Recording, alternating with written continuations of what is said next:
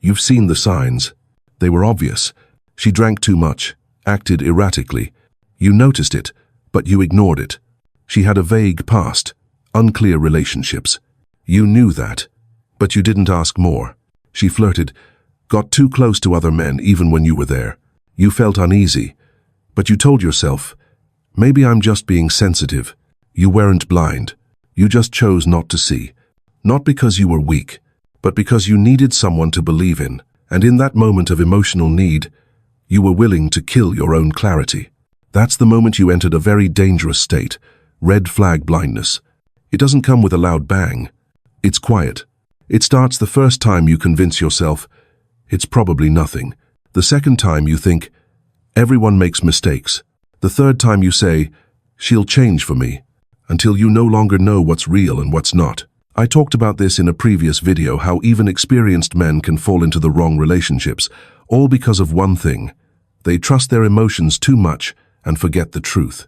And if you've ever been in a relationship where everything felt wrong, but you were the only one still trying to believe it was right, leave a comment. I didn't see it then. No explanation needed. No long story required. Just the courage to admit it, because once you see that, it means you're no longer blind. And next time, you'll see more clearly. You didn't miss the red flags not because you didn't see them, but because you did see them and didn't want to believe. You saw the contradictions. You saw words that didn't match her actions. You saw that strange look on her face when another man showed up, but you made excuses. And then, you stayed silent. She was controlling you, called it caring. She was impulsive. Hot-tempered, you called it personality. She wasn't honest about her past, you told yourself. Everyone has things they want to forget. Bit by bit, you rewrote everything in your mind to fit a story you wanted to believe. Not the true story, but a softer version so you could feel loved, feel needed, and avoid facing the truth that the woman you were investing your emotions, your time, your life into wasn't the one for you. That's what red flag blindness is. It doesn't hit like a crisis. It creeps in through every hug, every "I'm sorry" text, every "I'll change" promise. It lulls you to sleep in the sweetness of comfort. And only when you wake up do you realize how much time you've lost. For some, it's a few months. For others, a few years. For some, nearly half a lifetime.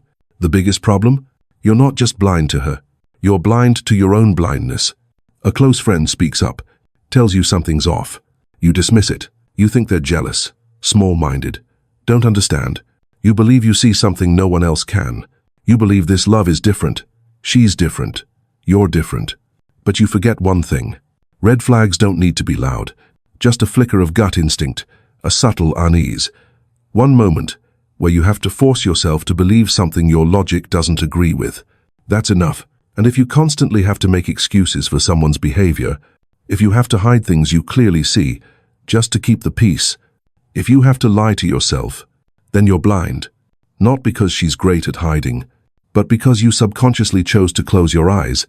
Red flag blindness is a form of emotional dysfunction in grown men. It doesn't happen because you're stupid. It happens because you needed something too much. Validation, intimacy, the feeling of being loved after a long time of being lost. And when you need something that badly, you'll trade truth just to get a glimpse of it. And here's what makes it so dangerous. When a man believes he's still thinking clearly, but has already lost his ability to tell right from wrong from the very first moment, it's not blindness from lack of information. It's blindness from choosing to believe in illusion. And the price you pay is always higher than you think. And sometimes, it's not just others warning you about red flags. You've seen them too, right in your own story. You knew, because you've been through it all. You once lived with a woman for over 40 years, the wife who was with you since youth, raised children with you, endured loss with you, stood by your side when all you had left was each other's hand. In her final years, she became ill. You cared for her, patiently, quietly stayed. But slowly, the intimacy faded. No more hugs. No more touch. No more looks that made you feel like a man. Then she passed. And you didn't just lose the woman beside you. You lost the part of yourself as a man, the part that had gone unnamed for years. You never said it out loud, but you started to feel hungry, emotionally starved, hungry for attention, hungry for someone to need you, to touch you, to make you feel alive. And then you met her, a flight attendant, beautiful, magnetic, charming in conversation, and in bed, you had never experienced anything like it. Every time you were with her, you felt alive again, not the 60-year-old widower. You felt like you were 20, 30. You felt desirable, lovable. You thought you were in love. But what you really felt was the resurrection of a self that had been buried beneath silent years, and you clung to it like it was your last breath in a sea of loneliness. You saw the red flags. She drank too much, laughed a little too loud with strange men, got jealous, then blamed you, lied, then laughed it off. You heard it all, you saw it all, but you stayed silent, because you were afraid that if you asked, everything would fall apart. You asked about her past. She said there had been 3 men after her divorce. You wanted to believe it, because that number felt safe. You nodded, but deep down, you didn't believe it. One night, the 2 of you were having dinner at a bar. Next to you was a young couple. She turned, looked straight at the man, tilted her head, smiled and said, "You have beautiful eyes." Just one sentence, one glance, one smile that wasn't for you, was enough. The young wife turned to you, spoke quietly, but with sharp clarity. "She just flirted with my husband." You froze. There was nothing left to cover it up. Every red flag came flooding back. Clear, undeniable, no longer blurred by emotion. You stood up, didn't say a word. You weren't angry. You just realized you had been lying to yourself for far too long. You weren't deceived because she was too clever. You were deceived because you needed to believe. You needed to feel attractive, valuable, still a man, and to feel that way, you were willing to sacrifice reason, willing to overlook what you saw, willing to accept what you never would have accepted before. After that night, the relationship basically ended, but the pain stayed much longer, not because you lost her, but because you realized the one who hurt you the most was yourself.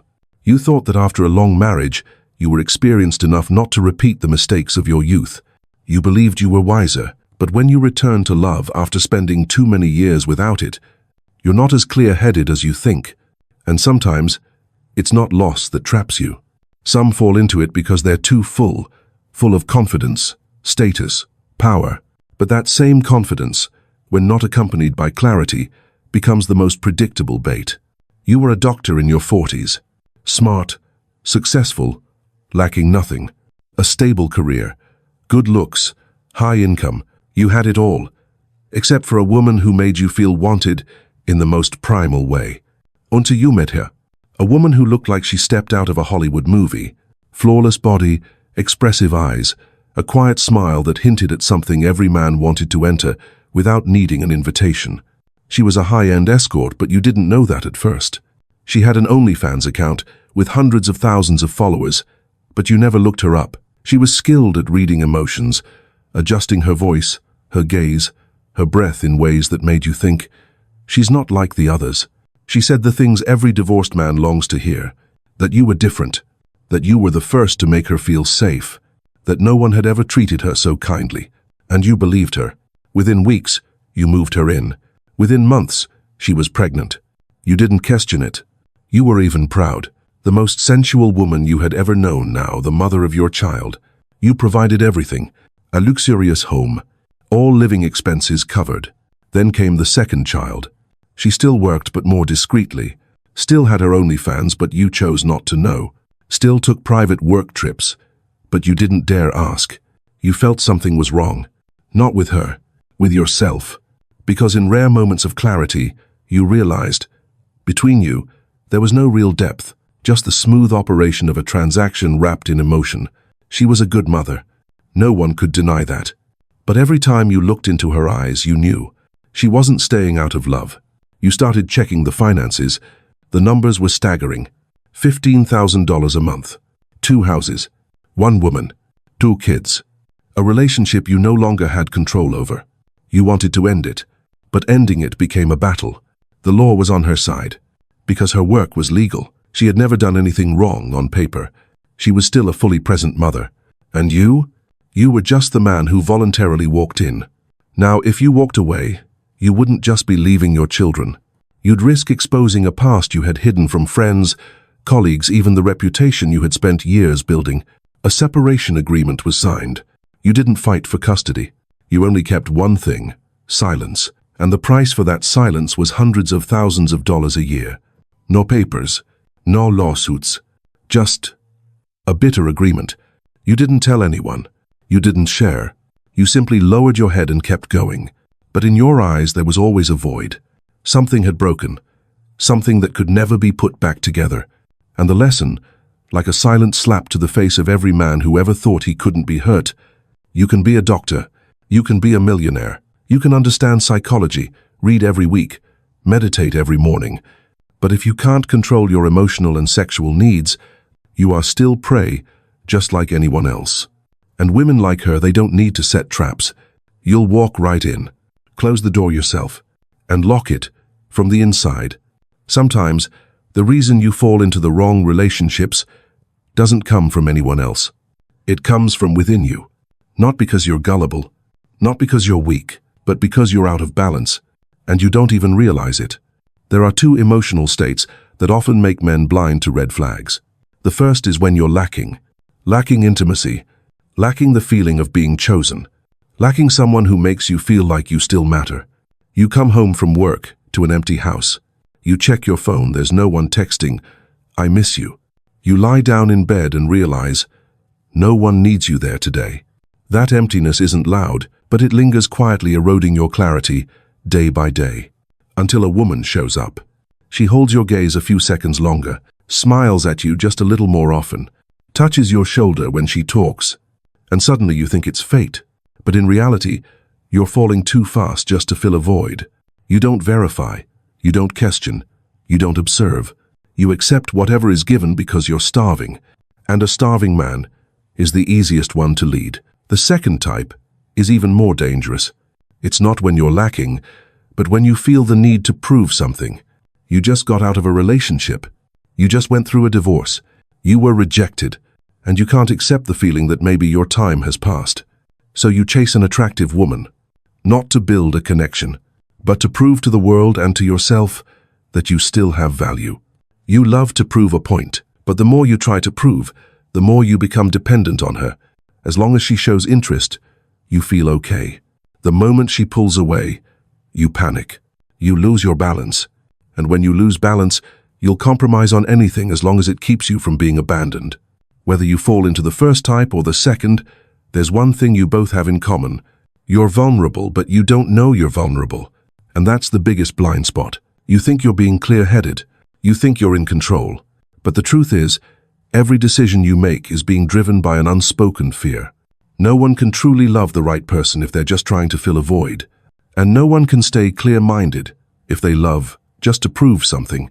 Because when you enter love from a place of urgency, you don't find love. You just find another price to pay. But how do you know when you're stepping into something wrong? How do you tell the difference between a real relationship and one that's turning you into prey? The truth is, the warning signs aren't hard to see. They're right there, very close, very clear. You just don't want to see them. She comes on too fast, sweeps you up like the two of you were meant to be, texts you every day, calls you her special man, and touches you earlier than necessary. And when that happens, you feel proud but not cautious. You think, maybe we really have something. But in reality, you know nothing about her. Her full name, her family, her actual job, her relationship history, all of it blank. Then comes the bedroom and everything is perfect. She knows how to make you explode, knows when to whisper, when to be silent, knows what you want without you saying a word. You're drowning in passion, and you believe you've met someone truly special. But ask yourself, do you really think you're the first man she's made feel that way? Or are you just the next name on a long list, fooling yourself into thinking you're the exception? Disparity is another red flag. You're successful. She's unstable. You go to work every day. She's in a phase of rediscovery. You pay for everything and she doesn't ask, doesn't refuse, doesn't contribute. Her work history is vague, her record's unclear. You ask questions, she avoids them, or changes the subject. And you think, maybe she's been hurt before, so she doesn't want to talk about it. But that doesn't explain why every part of her background is untraceable. Another red flag is how she reacts when you set boundaries. You say, "I want to slow things down." She gets upset, grows cold, makes you feel like you're the one doing something wrong. And then, just to keep the peace, you apologize, even though you've done nothing wrong. All of those things are red flags, not because each detail is wrong on its own, but because together they form a clear map. You're entering dangerous territory. She didn't come to play. She came to survive. And you are her gamble. Love is the disguise, commitment is the tool, and you are the means. If you're not clear-headed, you won't just lose money. You'll lose your ability to tell the difference between real love and a game that was calculated from the start. What keeps you stuck in an unhealthy relationship isn't always love. Often, it's a confusion of roles. You forget who truly holds the power to decide. Women are the gatekeepers of sex. They decide when, where, with whom and how. But men are the gatekeepers of commitment. And if you forget that, you'll get swept away without realizing you've handed over your whole life to someone you barely know. She gives you closeness, touch, explosive moments in bed, a sense of physical connection, and you mistake it thinking that because the chemistry is strong, everything else can be worked out later. You start compromising, financial commitments, shared assets, promises about the future, moving in together, all because of a fleeting sense of connection that you think is something special. But you forget, commitment is your gate to God, and once you give it away, it's not easy to take back. You weren't tricked. You were blind, because you thought you knew better. You thought your experience could tell who was real and who was pretending. You thought others couldn't see what you saw in her. So you dismissed every warning. Your friends said something felt off, you assumed they were jealous. Your family showed concern, you said they were overstepping. Every voice of caution you ignored, because you had already written your own script. You believed you were the only one who truly understood her. You believed your love would change her. You believed you knew better than everyone else. But the truth is, when you ignore boundaries, when you rush into commitment based solely on emotion, you're opening the very gate you were supposed to guard the most. Sex doesn't require commitment. Don't let temporary feelings lead you into long-term decisions you can't undo. Listen to the people around you who still have clarity. Take half a step back before you take a full one forward. And if you find that you're the only one saying, "It's fine, really," then maybe you're the only one who's blind. Even if you've made mistakes before, even if you once closed your eyes and walked past all the red flags you saw with your own eyes, there's still one thing you can do, right now. You can't go back and change what's already happened. You can't erase the months or years you believed the wrong things, loved too fast, or gave yourself to the wrong person, but you can stop yourself from repeating it. Clarity doesn't come from never having been hurt. It comes from the courage to stop, to look directly at the scars you once tried to hide, to admit, "I was blind. I lied to myself. I gave commitment to someone who didn't deserve it. And next time, I won't do that again." That is strength. That is the beginning of a man waking up. If you've ever been in a relationship that slowly made you lose yourself, if you ever went against your gut just to keep someone around, if you ever looked back and clearly thought, "I wish I hadn't ignored that," then leave one sentence. Just one. But enough to draw a new line for yourself. Now I see. And if you want to go further, if you want to learn about the types of women you should never choose no matter how lonely you feel, then watch the next video. It will give you the maps. So next time, when you enter a relationship, you won't be walking in the dark again.